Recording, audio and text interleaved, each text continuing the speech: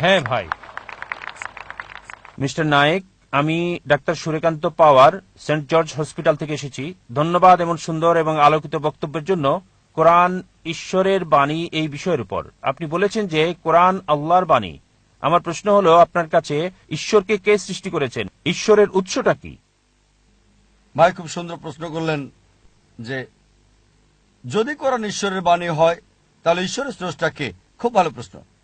যদি আপনাকে জিজ্ঞেস করি যে আপনার বন্ধু জন একটা সন্তান জন্ম দিয়েছে, আপনি কি বলতে পারবেন সন্তানটা ছেলে না মেয়ে?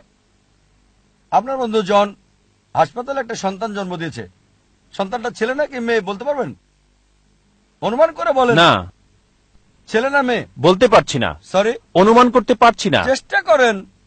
50% হলো বলেন। হ্যাঁ, 50 ভাগ, অর্ধেক সম্ভাবনা। ঠিক আছে, বলেন। ছেলে। ছেলে। ভাই পুরুষ কি সন্তান জন্ম দিতে পারে? না। এখন এটা ছেলে না মেয়ে? নামটা মেয়ে নাম হতে হবে। আমি আপনাকে বলছি আপনার বন্ধু জন। আমি জানি না কোনো মহিলার নাম জন হয় কিনা। না, আমরা বলবো না। আচ্ছা আচ্ছা, ধরেন আপনার বন্ধু, ছেলে বন্ধু, সে হাসপাতালে গিয়ে একটা সন্তান জন্ম দিল। সন্তানটা ছেলে না মেয়ে? মেয়ে। পুরুষ কি সন্তান জন্ম দিতে পারে? না। এখন বুঝতে পেরেছেন, পুরুষ সন্তান জন্ম দিতে পারে না, তাহলে ছেলে না মেয়ে এই প্রশ্নটা আসে কি করে? তাই বলা হয়েছে ঈশ্বরকে কেউ সৃষ্টি করেনি। আপনার প্রশ্ন কে ঈশ্বরকে সৃষ্টি করেছে, আমার প্রশ্নের মতো যে পুরুষটা সন্তান জন্ম দিয়েছে হাসপাতালে সেটা ছেলে নাকি মেয়ে, প্রশ্নটাই অযৌক্তিক।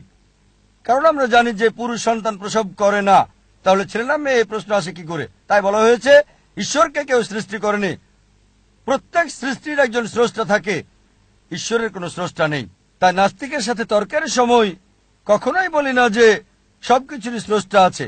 আমি বলি প্রত্যেক সৃষ্টির স্রষ্টা আছে, ঈশ্বর কোন সৃষ্টি নয়। বলা হয়েছে যখনই আমি বলবো ঈশ্বরের স্রষ্টাকে, আর সে ঈশ্বর নয়।